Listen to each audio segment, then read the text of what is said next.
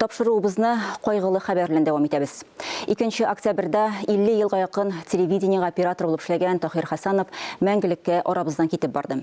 Хезмәттәшебез кайда гына барса да үз кеше иде. Эшен зур җаваплылык белән бик яратып башкарды.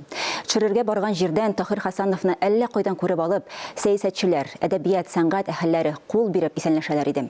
Телевидение белән ул 10-нчы интернат мәктәптә укып йөргән чакта ук таныша, сыйныфташлары белән төрле чараларда катнашып йөри. Армиядан кайтуга Татарстан дәүләт телевидениесына ут куючы булып эшкә урнаша. Аннан ассистент, оператор, өлкән оператор вазифаларын башкара.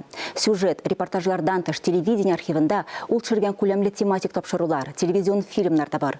Яратып башкарган эшенә Тахир Хәсәнов улы Ленарны да өйрәтеп калдырды. Ул студия операторы буларак әтисе эшен дәвам итә. Без Татарстан дәүләт телерадиокомпаниясе исеменнән Ленарның һәм гаиләсенең, якыннарының авыр кайгысын уртаклашабыз. Соңгы юлга озату мәрәсиме бүген 15-нче хастаханә яныннан көндезге сәгать 12-дә була. Тахир Хәсәнов туган авылы Лаеш районының Атабай авылы зиратында җирләнә.